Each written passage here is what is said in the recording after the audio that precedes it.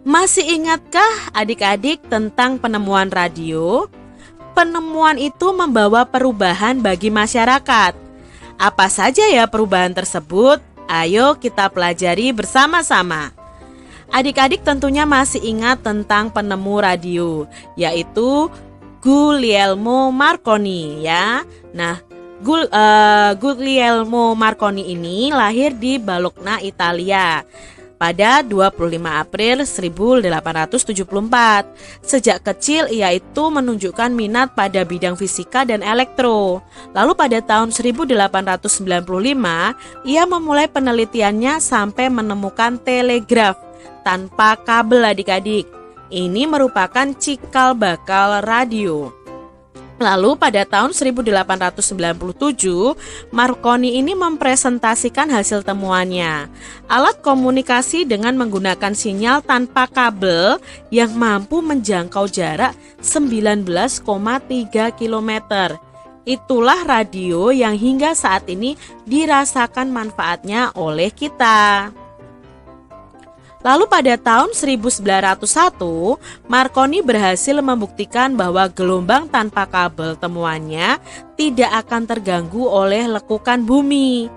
Ia menyebarkan sinyal radio sejauh 3.380 km sampai menyeberangi Samudra Atlantik.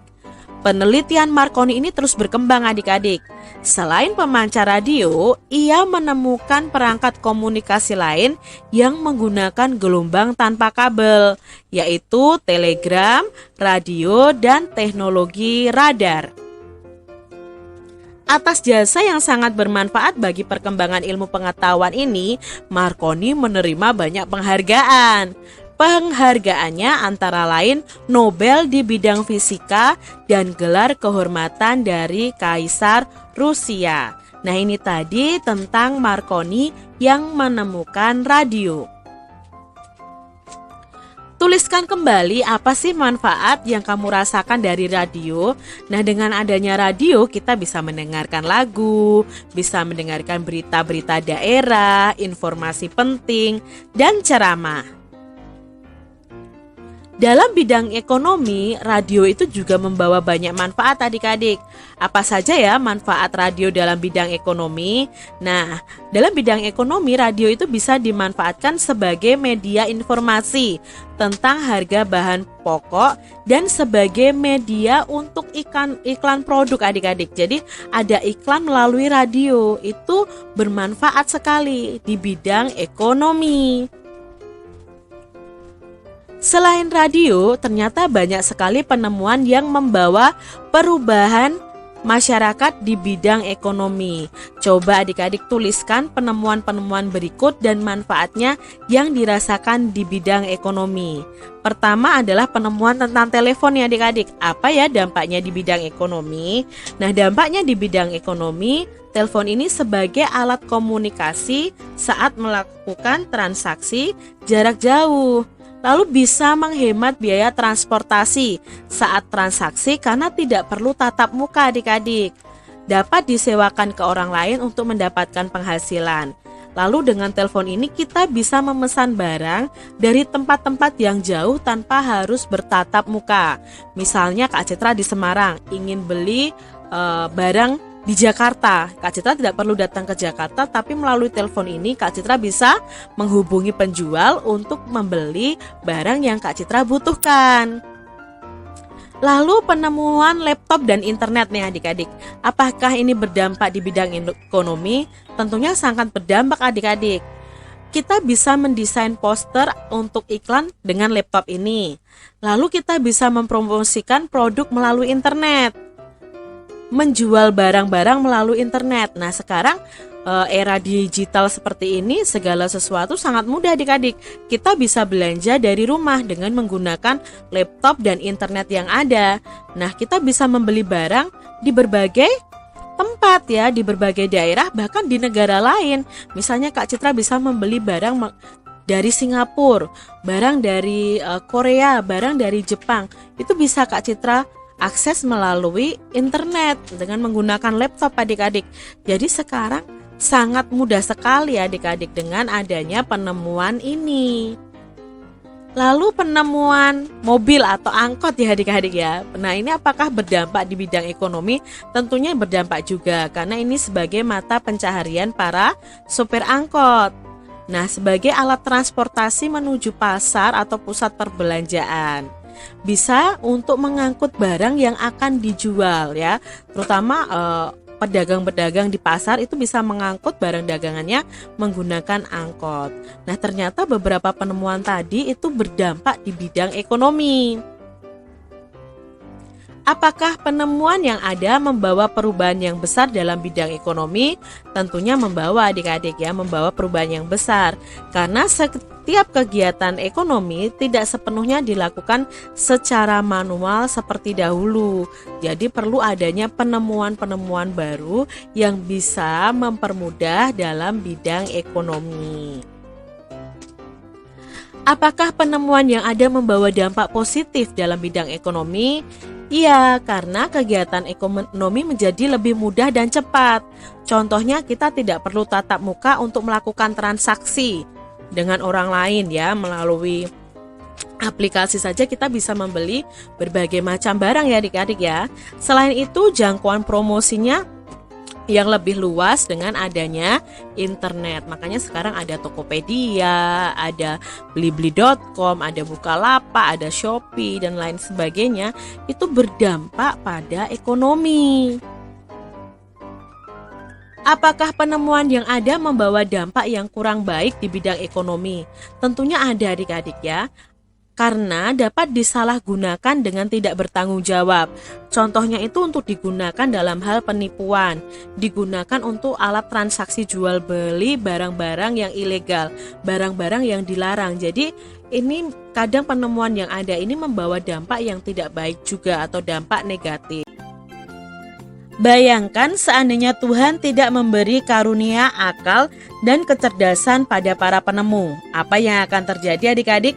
Maka dunia atau bumi ini tidak akan menjadi seperti sekarang ini ya, dimudahkan dengan segala penemuan yang ditemukan oleh para penemu-penemu. Misalnya tentang jalan raya ya, jalan raya mungkin akan terjadi kekacauan kalau tidak ditemukannya lampu lalu lintas adik-adik. Jadi kita patut bersyukur karena Tuhan itu memberikan manusia itu akal dan kecerdasan.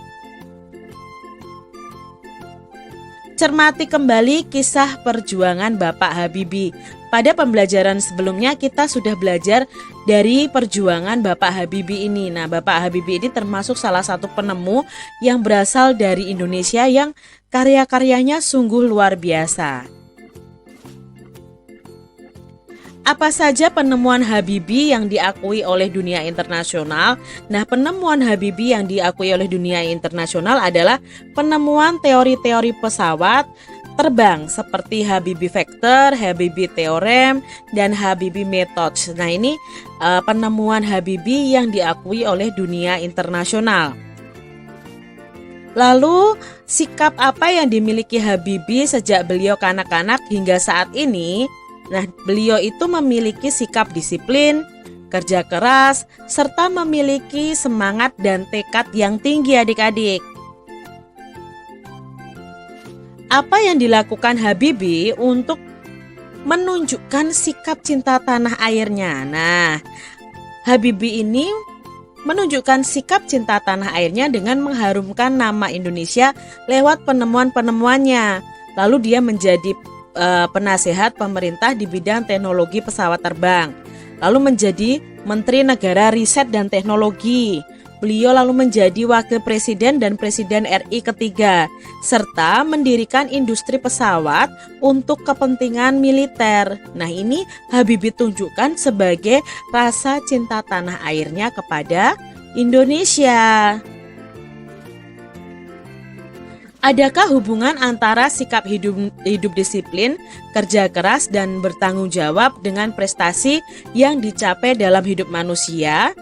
Nah, adik-adik tentu ada hubungannya. Kalau kita disiplin dan mau bekerja keras dan bertanggung jawab, otomatis kita bisa meraih prestasi yang kita impikan seperti Pak Habibie dari kecil sudah disiplin, sudah kerja keras, sudah bertanggung jawab, sampai akhirnya beliau menjadi penemu yang sangat berpengaruh di dunia internasional.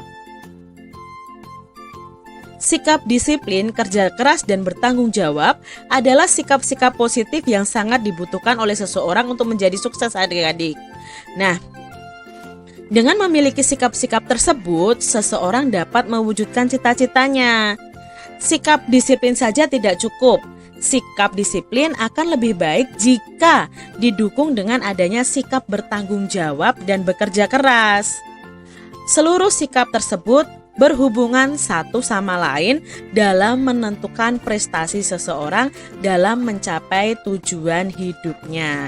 Jadi adik-adik, kalau kalian ingin mencapai cita-cita kalian, kalian harus disiplin, kerja keras, dan bertanggung jawab ya. Gambarlah satu rangkaian listrik gabungan dengan memperhatikan kriteria berikut. Gunakan 3 buah saklar dan 6 buah lampu. Nah, adik-adik harus menyiapkan 3 saklar dan 6 buah lampu. Nah, rangkailah itu dengan syarat jika saklar 1 dinyalakan, maka ada 2 lampu yang menyala. Lalu jika saklar 2 dinyalakan, maka akan ada 1 lampu yang menyala. Jika saklar 3 dinyalakan, maka akan ada 3 lampu menyala. Nah, bagaimana ya cara menggambarnya? Nah, di sini Kak Citra sudah buat. Jadi, saklar 1 tadi jika dinyalakan maka ada 2 lampu menyala. Nah, di sini ada rangkaian seri adik-adik ya. Nah, ke-6 lampu ini dari masing-masing saklar yang ada itu terhubung dengan kabel ke arus listrik adik-adik.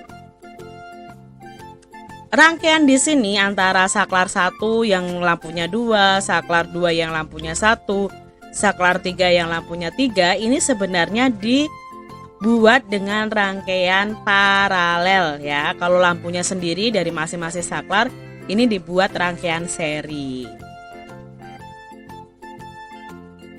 Kamu telah mengenal berbagai penemuan. Nah, penemuan-penemuan tersebut mempunyai pengaruh terhadap berbagai aspek dalam kehidupan kita. Tuliskan saja penemuan yang kamu ketahui dan pengaruhnya bagi kehidupan pada bagan di bawah ini. Nah, adik-adik bisa menuliskan apa penemuannya dan apa pengaruhnya di bidang sosial, ekonomi, pendidikan, dan budaya. Di sini Kak Citra sudah memiliki contohnya, misalnya penemuan lampu.